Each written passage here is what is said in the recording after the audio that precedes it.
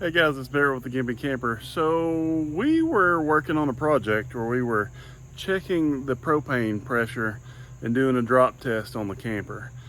And that was all fine and dandy, and we got our manometer, and then we realized that we had a pressure flow problem with the RV propane.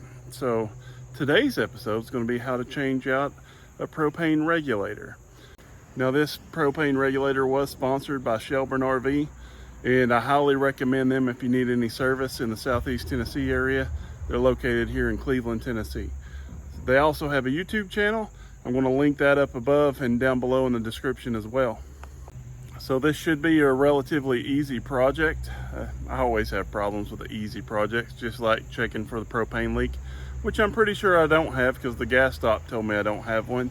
But I'm doing an actual test to show you guys. So in order to do that, I have to fix the propane regulator. Now, what caused the issue? Well, I've had some suspicions. I actually forgot about them, but last winter when we were using the furnace, the propane regulator I noticed was very whiny. It started making a lot of noise. Well, when I hooked up the propane manometer to the stove in here, I did notice that the pressure was 9.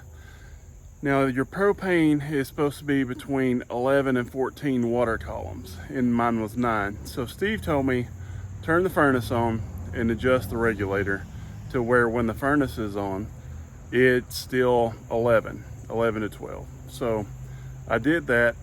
It was whining, which is when I remembered that, I was having the issue last winter. And then after adjusting it even all the way to the max, I was still only getting about 9 to 10. It was kind of bumping back and forth.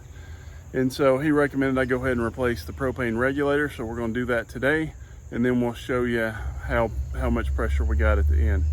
This should be, like I say, an easy project. The tools that I'm going to need, number one, you need the regulator. I'm using this one from Steve. He said it was a great regulator. If you're in the area, please go buy one from him if you need one. If you're not in the area, I'm going to put an Amazon link, which will help the channel if you purchase it through there. But the tools that you need are some Teflon tape. Now you need special Teflon tape, which is rated for gas. Traditionally, this is yellow in color.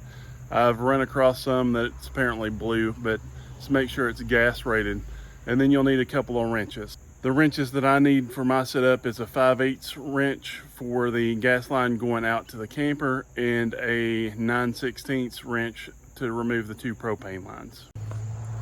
Now, obviously, while replacing this regulator, I'm going to say that I'm not a propane professional. And this is simply what I'm doing to my own camper. If you don't feel safe doing this kind of stuff, you don't need to do it. The first step to changing this regulator out is going to be to turn the gas off. So we're going to turn the passenger side gas off here on our 5th wheel, and then we're going to walk around to the driver's side. It's a little shady over here, so we're going to walk around here and we're going to turn the gas off on the driver's side right here. So we're going to turn that off. Now our pressure regulator is hidden back in here, and so in order to get to it and have a lot of room, we're just going to pull this tank out. So I'm going to take my gas stop off. I need my other hand. That's pretty tight. So take the gas stop off. Of course, you heard it pop a little bit of propane there. And then we're going to open up our straps that hold our tank in.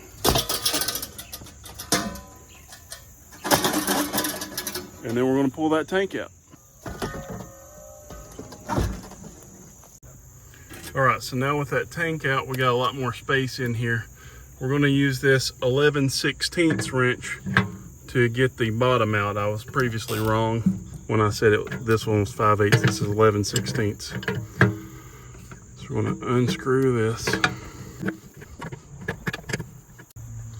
All right, so this was wanting to turn. So I'm just going to hold this crimp with this pair of small channel locks, and I'm not really going to torque down on that, but I'm going to use it to try to turn this fitting without turning the whole tubing. It was kind of stuck at first, but it seems to be working fine. A little bit of gas just came out. That's perfectly fine. Just don't be smoking. All right, and then, unlike I said a while ago, these are actually 5/8. Righty tighty, lefty loosey. So this one you could take out after you take the regulator out, because this whole tube is just being held on with it. I'm actually going to wait to do that, pull it all the way off till I get it out. So I'm going to go ahead and take this one out. Which this other line goes here, so it is attached because it goes over to the other side. And it's twisting that line, so I'm going to have to use the little channel locks like I did a while ago.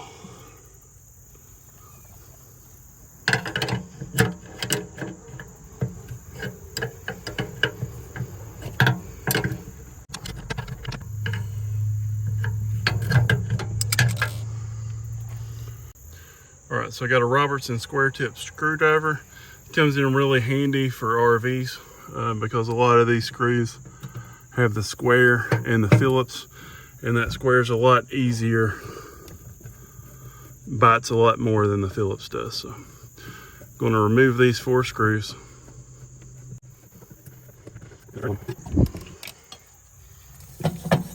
right, so we're going to open up the new regulator.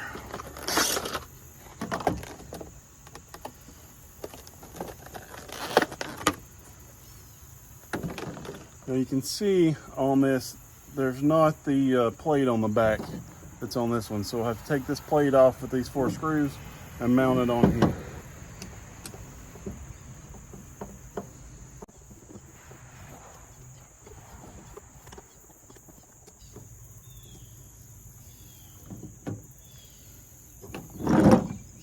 Ooh, that one's hot because I left it sitting on top of the hood of the truck.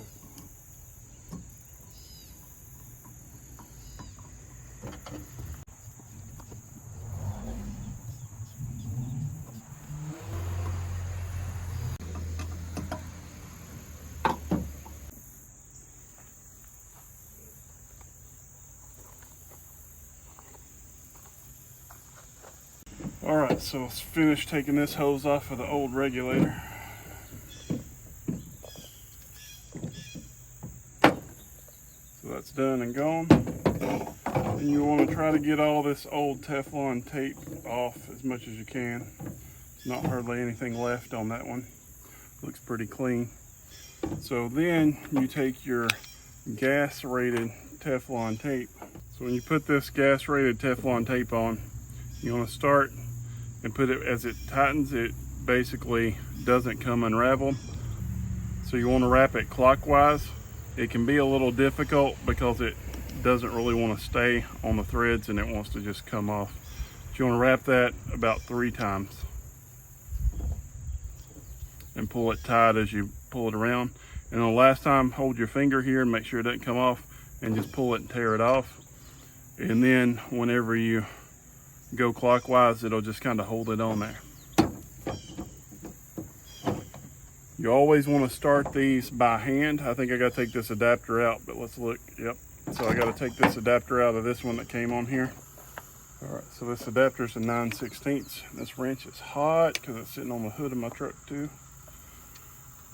Go ahead and take them both off. And these have that dried on factory thread seal. I wouldn't use that. All right, so here we go. So we're gonna take this. We're always gonna start it by hand. Put it on. Get it started.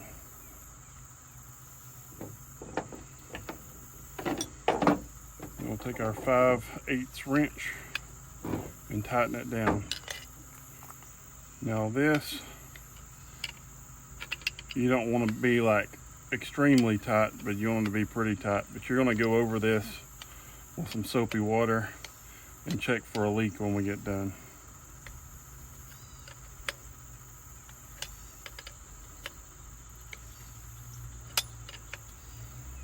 That feels pretty good. Now we're going to go back over the camper so we can connect the other two lines and put it back on the wall.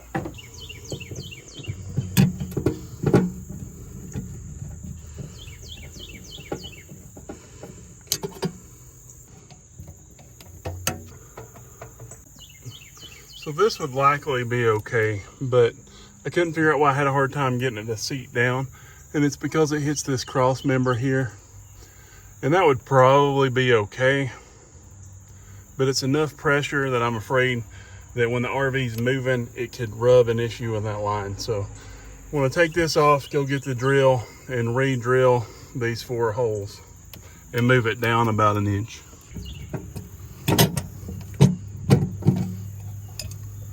Now you always want to be sure wherever you're drilling, you're not going to hit any power lines or anything. Those 4 holes up there are actually from that regulator. So I got plenty of space there.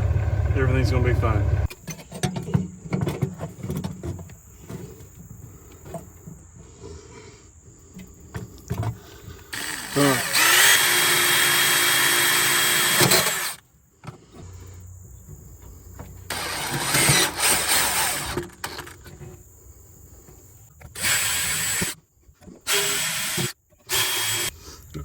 Now the other part of this is you want to make sure you got enough clearance for your propane tank here. Mine should be fine. But I didn't dry fit it. So there's always the possibility I'll have to do this again.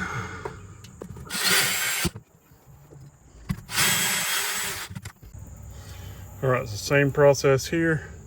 Try to get all this old thread seal off. Not much left on there. And then we're going to wrap it with some gas rated Teflon tape.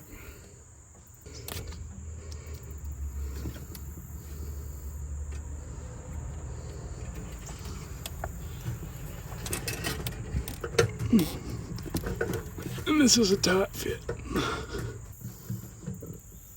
Alright, so you gotta tell yourself righty tighty, lefty loosey like, because I think I was trying to thread this on the wrong way. Just be careful not to strip it out.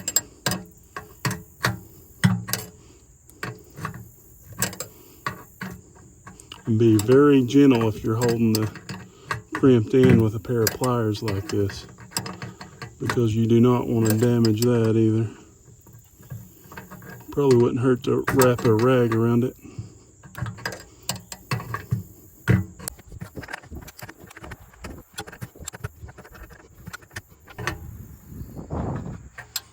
Still turning relatively easy. It's starting to tighten up a little bit.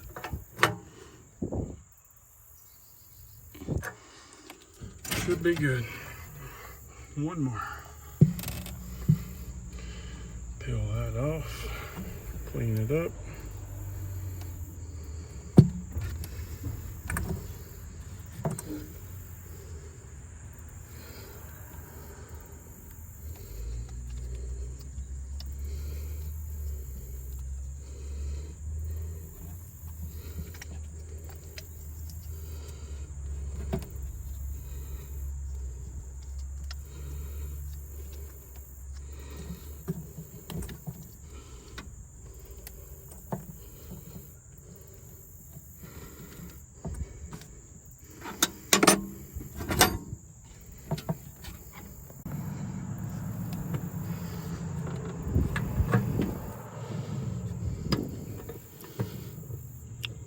Again, we're just going to barely kind of turn this, try to hold it still.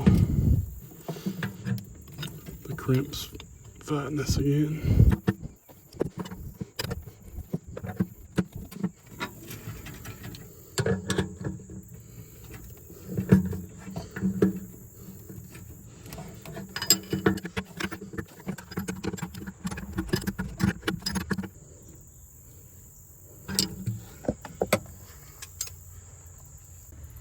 And that should be pretty much done, except for checking it for leaks. So the next step is to put the propane tank back in, turn the propane back on.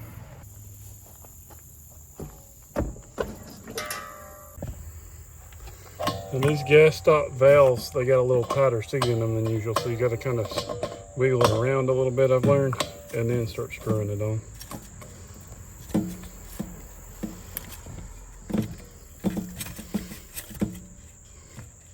prime the system here.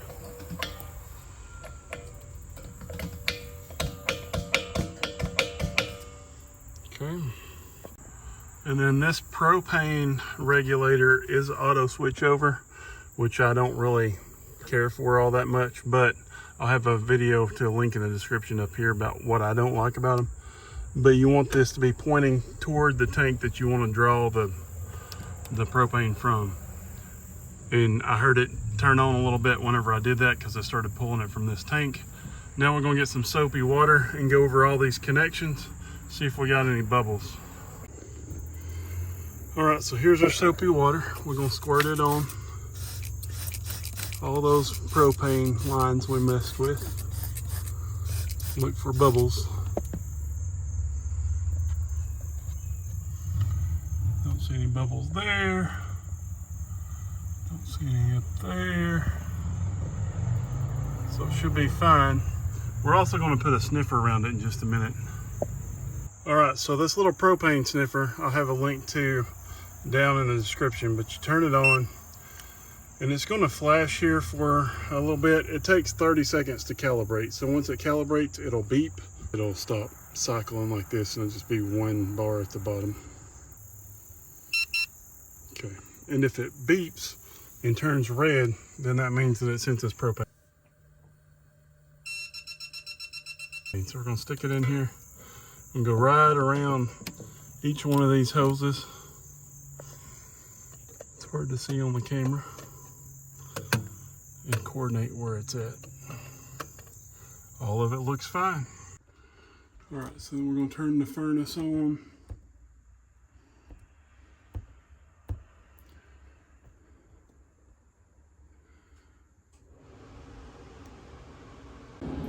All right, so that's cycling between about 11 and 12 water columns, which is right where we want it.